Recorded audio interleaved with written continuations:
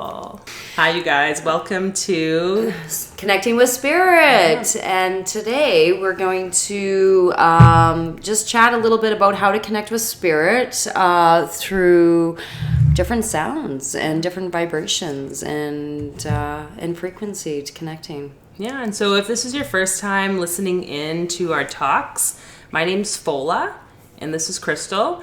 We'll definitely be coming out with more discussions in the future. This is a place where we like to talk about all things spiritual and throwing in a bit of that science and research and our personal experience, because definitely that is an important part of any spiritual journey, is talking about how are things working with you and in your life, and taking in bits of information from other people's journeys so that you can, expand yourself and evolve. So, yeah, we're here. And then pay it forward, right? For sure. And allow people to share in that wisdom, of course, right?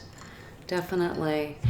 So that being said, tell me, Fola, a little bit about the bowl. I love it. I was actually at the Heritage Days with a few of my soul sisters, and I was going to purchase one, and I feel called. I just haven't... universe hasn't brought the right one to me. And then you bring your bowls today. They're super awesome. They're just beautiful.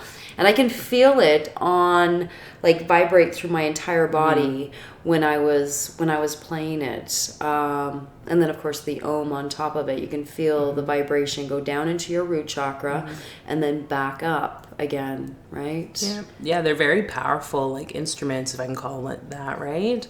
So these ones, I believe they're from Tibet, a lady I purchased them from. And I totally hear you when you talk about when the bowls come, because there was a period of time over the last year I was looking for a set, but it just seemed okay, some are kind of expensive, and other ones I'm I don't really know if I want that, with all the designs on them. Some of them are so beautiful, especially those crystal singing bowls. Mm-hmm. Which range from $1,200 for giant, I don't know, they're over a foot in diameter or something. I've seen them, they're beautiful. Yeah, but these ones, lady was trying to get rid of them, if I can call them. I shouldn't say it that way. She's trying to find them a home, because she's how come I don't play these guys? So I don't use them as much, I don't feel, but definitely just the way we started this episode, using the sound to kind of clear space prior to meditation. A lady I know, actually, every time she gives Reiki, she starts the whole session by using the sound bowl. And I found that very interesting, because it is just like the sage that we were burning earlier, right? Same sort of thing. It just causes a shift in the space that you're in vibrationally, and it kind of clears out anything that's too dense. And sometimes they say too is you can even clap your hands, right? And that will cause a change in any stagnant energy. So there's definitely something around it. But for me, sound therapy has definitely been an interesting part of my journey in life. And I think since I was young, I loved listening to, I love listening to music still, but music was a huge part, and creating sound. That is a gift. That's a gift from a higher intelligence, definitely. Sound and allowing it to change our frequency and change our mood, just like that. Yeah, and that's the main part, right? It shifts the energy within us, that emotional state. Like you said earlier, the emotion is that energy in motion, right? Yeah. So if we can somehow shift that using whatever it might be, when it comes to sound, that can help, because everyone has a different, we're not all the same people either, so you would think different types of sounds that we hear, different types of music, some people like classical, other people like jazz, some people like hard rock, or whatever it might be. I think if everyone's at their own vibrational state, then different types of sounds will impact each person differently. And then, when we go into the bowls, different types of each of these have their own frequency or note, or whatever you want to call it, and you can line those up with the different chakras even, right? So it's definitely powerful. And I know here in Edmonton they have lots of those sound bowl meditation sessions, or sound bath they call it, where you just go and they have maybe 7 to 8 singing bowls, and everyone just lies down and someone's playing them just back to back. Have you tried it? Oh yeah, I've been. I'd love to. Yeah, we should go. We should go, definitely. That'd be a super cool experience. I when I was getting a massage last year in Bali, I was with my girlfriend Mandy. She's like, "Oh, we gotta stop here. You'll love this, Crystal." And the lady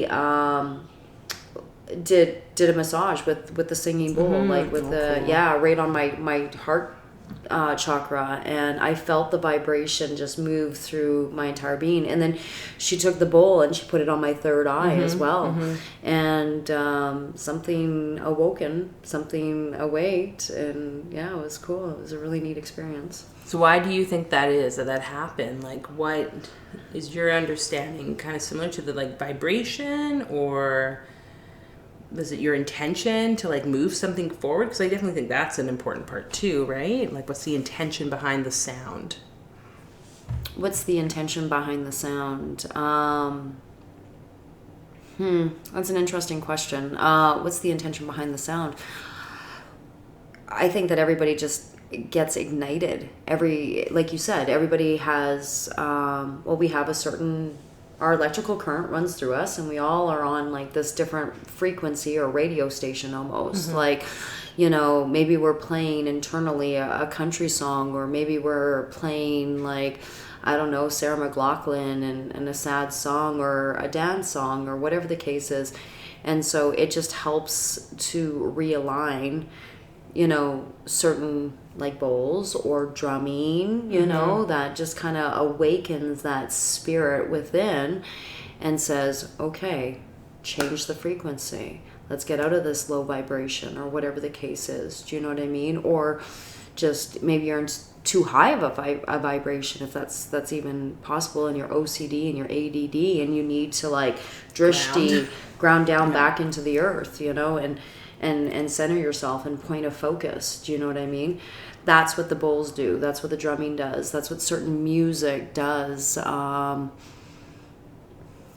It does for each and every one of us. We were listening to Wayne Dyer, his I Am meditation music that he put together, this sound out of the Bible, right? What did he say it was? Or something based on the Moses Code. The Moses Code. Like that's a book, but it must come from like the Old Testament. Yeah. And whatever had been written, most likely in like Hebrew, I assume, because I think each of those letters corresponds with different like sounds or vibrations, right? Like most of these older languages, that's kind of how it's been, right?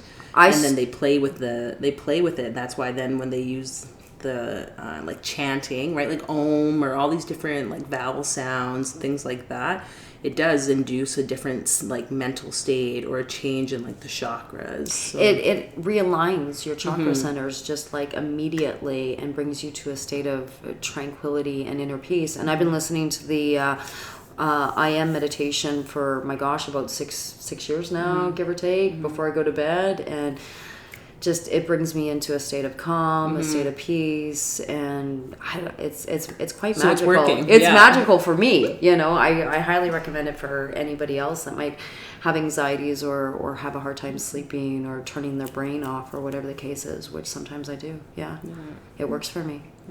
And you're right, it can cause like a shift. The sounds can cause a shift like into a higher vibrational state or into a more like grounded vibrational state, where then maybe people are sometimes too much out of their body or in like that la kind of higher realm, right? That can bring you back into the physical. So that's definitely like a good thing to point out, like saying that. And I think that's why it can be so healing, like physically, just, like these are the sound bowls, but I also have like the actual tuning forks, which I use when I do like sound therapy. So that goes around and you using different frequencies, different notes. There's like certain hand gestures, techniques that you go over the person's body. And when I've done that on people who have like physical pain, they've actually said like, the physical pain's gone, which going in, I remember the first time that happened, I was like, oh, I didn't expect that. That's kind of neat. Like, you're realigning their chakras once again. You're realigning and moving any stagnant energy out of their body. Something, yeah, and I think too, just from what you can see when you hold like because sometimes you put the tuning fork actually on the person's like physical body, like at the point on the toe or in the hand, and you can see the person's muscles twitching by the third time that you place it on. Some people, if they're more open or like receptive, or there's no blockages from wherever that fork is going up the arm, right? Say if it's on the hand, I relate it to like the meridians with acupuncture. But if there's a blockage, the person might not even feel that thing is vibrating on their hand. But after those 3 times that you ting, put it on, hold it, and ting, put it on, hold it, they might start twitching in other parts of their body, or they might notice like, oh, I feel that. Or it sometimes even feel a little bit like, not a painful sensation, but it's a different sensation than what sometimes we're used to. And it's almost like it's awakening all that energy pathways in the body. So for sure, it has to be healing like at a physical level at that point, right? But I mean, it can reach, as per anything, it can reach on all the different levels: mental, emotional, physical, and the spiritual. So yeah, it's definitely powerful stuff. Would you say it's bringing you into, like, bringing your clients into, like, a theta state? Yeah, I definitely. Oh, yeah. Oh, for sure. Because sometimes people are saying, they're like, well, I wasn't, like, really asleep. They go into that in-between sort of relaxed state, right? Where it's like not that they're confused about what's going on, but I think anyone who's even gone for like a massage, right?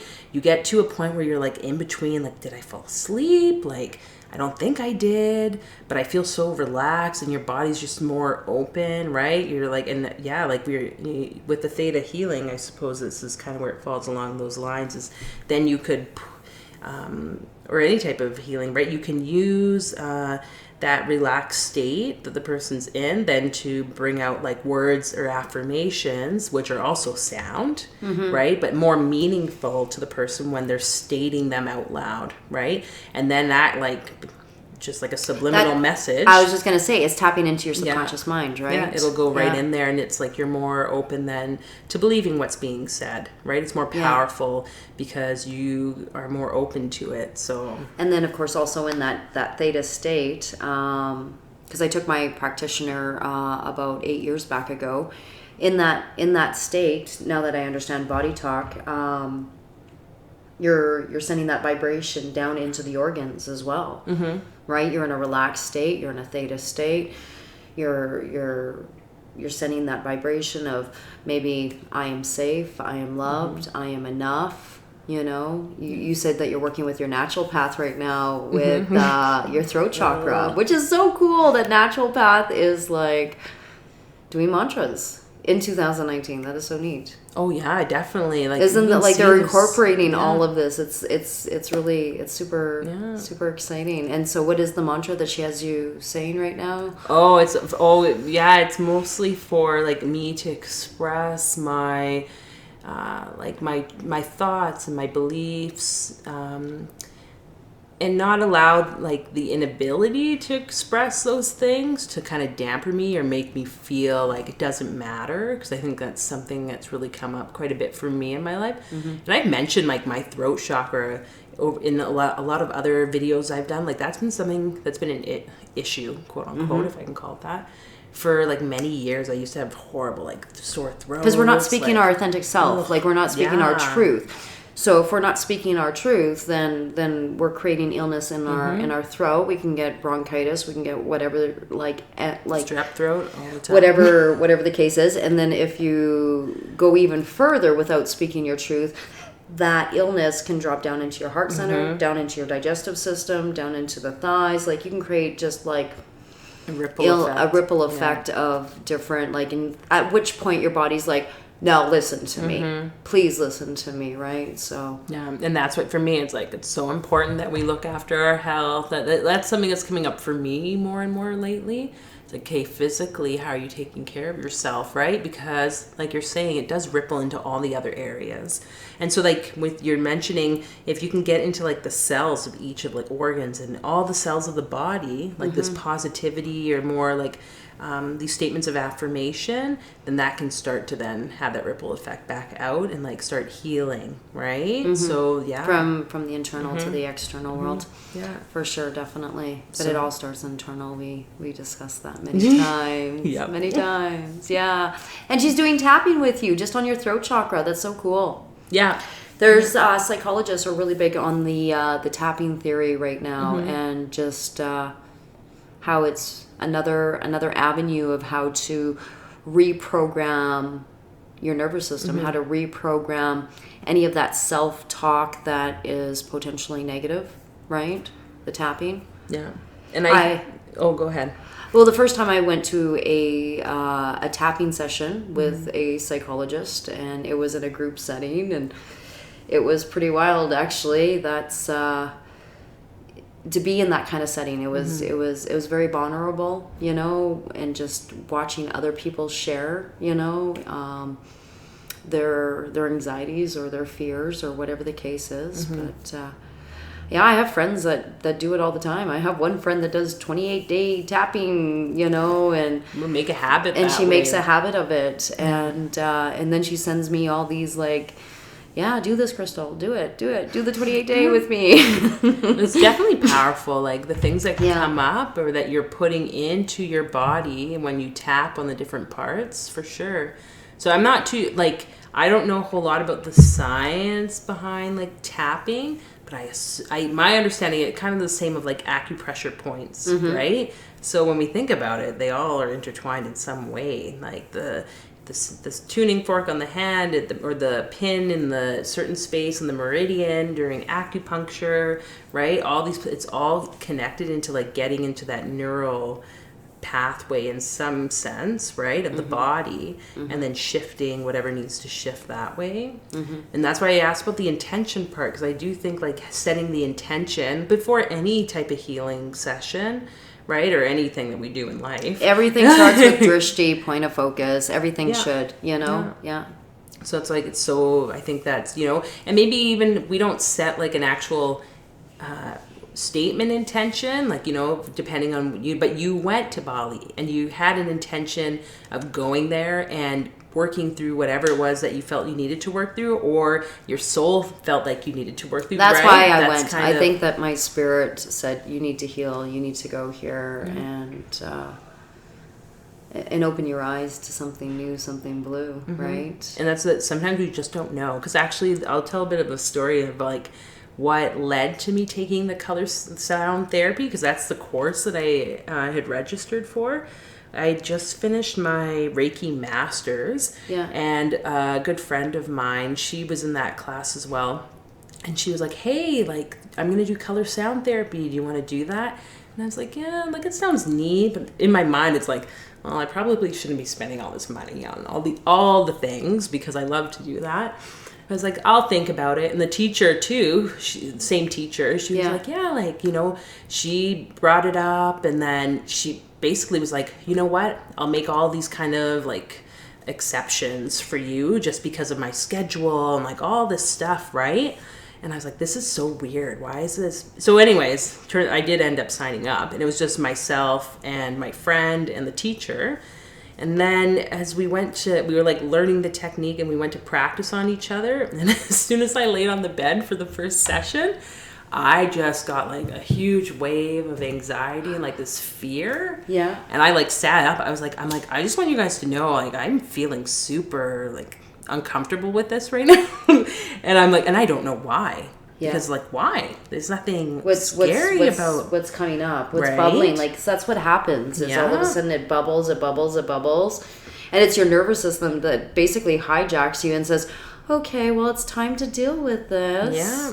And then you break down in tears. You feel this nervousness. You feel this anxiousness, and if you resist that then you're never going to come to that next Yeah. stage of your life. That, you know. So it's really about embracing the bubbles and which can be uncomfortable, and the turbulence, you know, internally and all that kind of stuff. Yeah, it can get very uncomfortable, but I'm learning something new as well in the last couple of years to truly embrace it. Yeah, and you have to kind of be in that fear, face it, right? Because at the end of it, like the other side of it, if I can put it that way, there is something great. And so like the session, a new awakening. Everything was fine. Like at the end of the session, it wasn't until the next day and I woke up and I had the like biggest insight about like some family, like generational stuff. I was like, holy smokes. And to me, the only reason that happened was because of the sound therapy. Like it was deep inside, right? Like made like DNA deep. I don't know. Something passed on through the line, and it was like I became aware of it, and I was able to like heal that, right? That part of your lineage. Yeah. So, but you know, it's like maybe the ego doesn't want us to like heal that part, and that's why then all the like the fear comes up, all this stuff, right? Or the my personal perception of what was coming up was, oh, this is something that's like not necessarily going to be a good thing potentially. What is this? It's not known to me. Yeah. So then I get scared, want to run, right? But it's like if we can just trust and go into it, then it will be the biggest when we start feeling the flutters in our belly and we start feeling the flutters in our heart and all this kind of stuff, and we're not sure what she's saying to us or he's, you know, like not, so you have to truly like dig deep and start and just trust the process. Right. Trust the process, and that your nervous system is your biggest fan. And I was just having that conversation with my therapist yesterday, actually, and she says, isn't it great, Crystal, how intelligent your body is and how it just takes care of you? And I'm looking at her and I'm like, yeah, it is. It knows when to come into your next stage of life, and it knows that it needs to cry, and it'll warn you and get angry or whatever the case is. Let that and release it. You know what I mean? It'll warn you if you're in danger and all that kind of stuff. Yeah, our bodies are highly intelligent, and we get so caught up in this head, the ego, thinking the brain is the most intelligent, but it's not. It's in the body. It's our body, and it's our primal, like, it goes back thousands upon thousands of years. It remembers why it came to planet Earth, right? So I think that's the era that we're coming into, which is pretty exciting, right? Well, yeah, and just like this is all sound and we hear it, but same, we can hear our body like talking with us or sharing these insights, but we just have to actually be willing to hear, right? Or like you said, have the actual conversation with the body and kind of make it like a two-way sort of like conversation. Otherwise, you're just going to continue like spiraling down into like not being healthy or that disease, whatever it might look like for some people.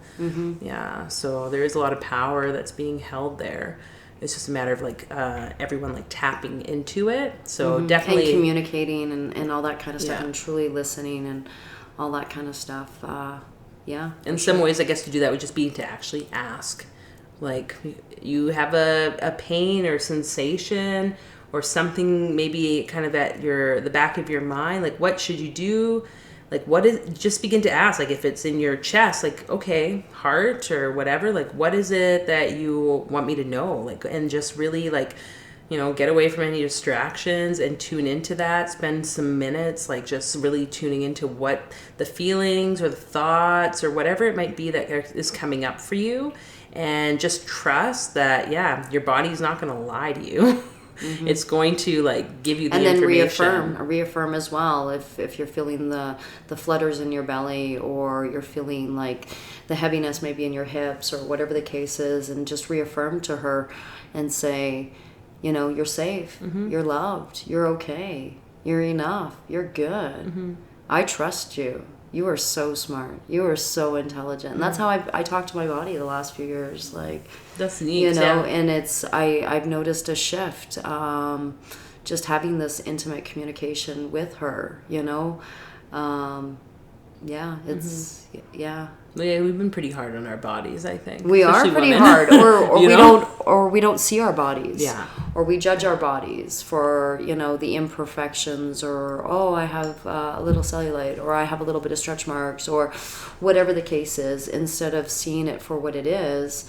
And she carries me through planet Earth, and she's strong, and she has stamina, and she can show up on a mat and do a really hard practice, and instead of saying thank you, that was awesome, you know what I mean? Like, you don't give any recognition to the body, but we need to start recognizing her and seeing her as very intelligent, or him, whatever. Yeah, right? either whatever you want to call your body. Yeah, whatever you want to call your body, But we're referencing like we're two girls right now, so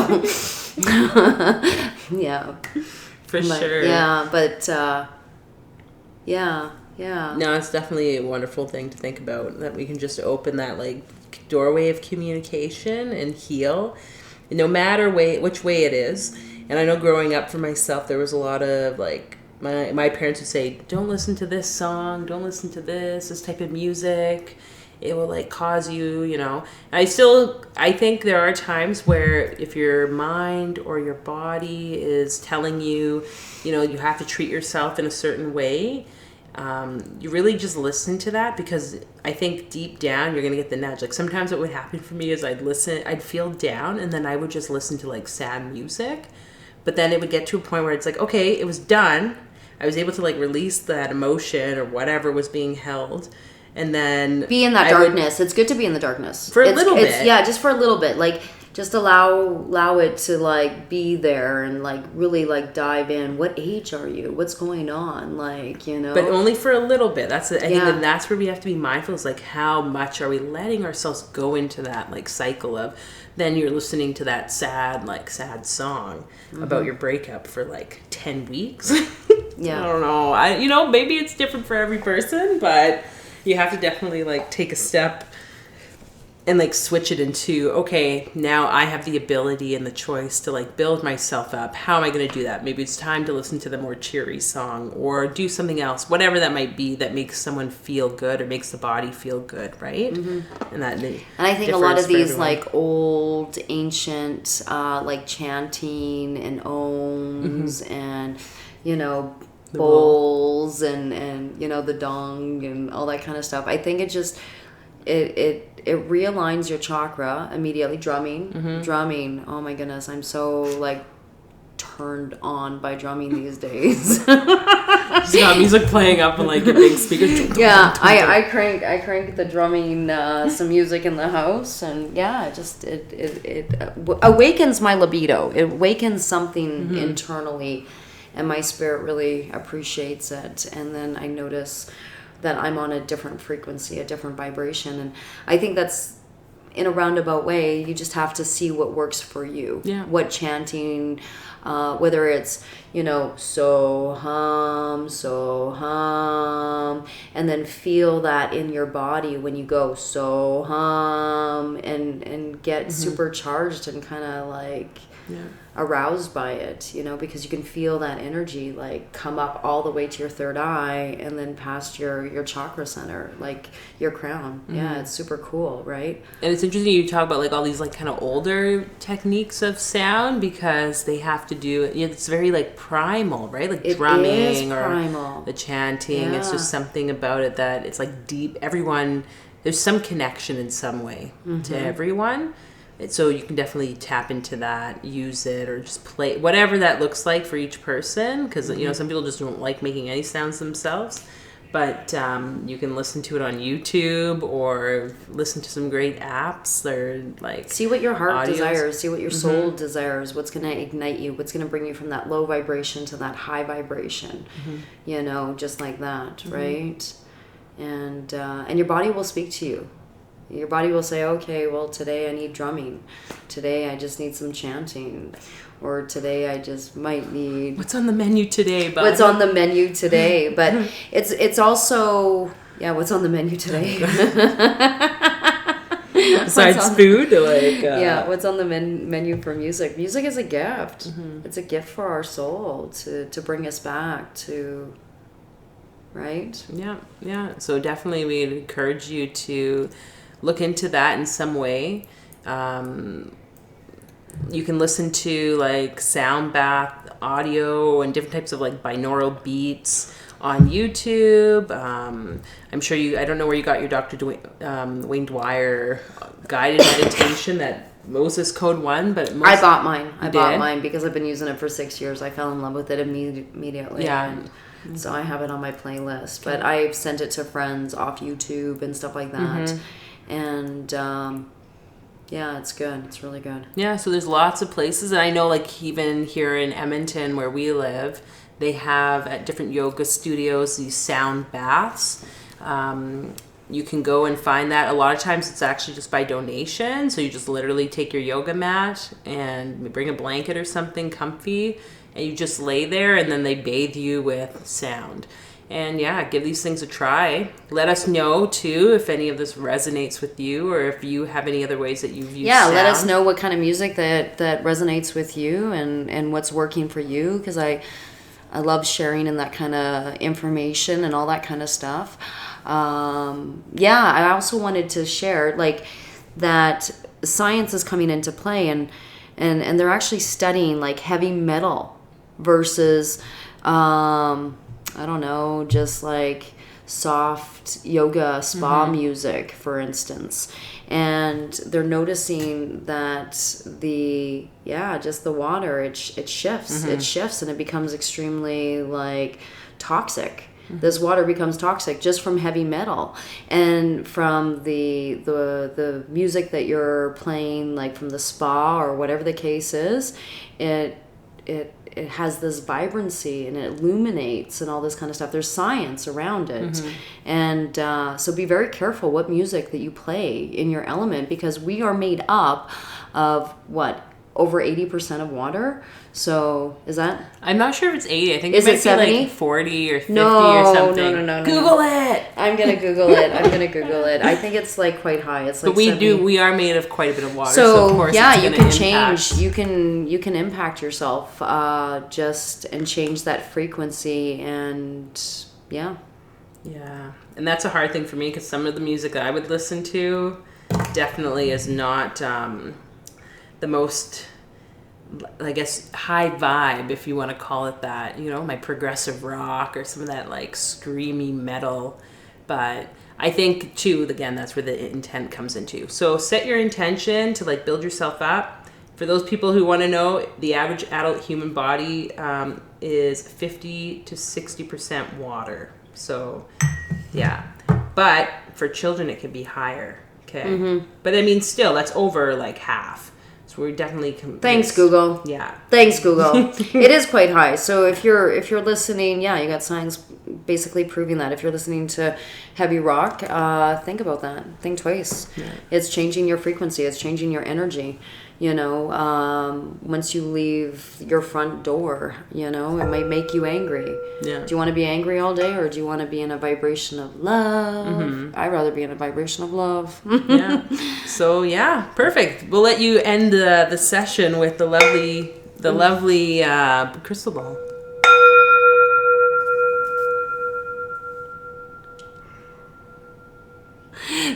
Thanks, Fola. Thank you, Crystal. Okay, bye everyone.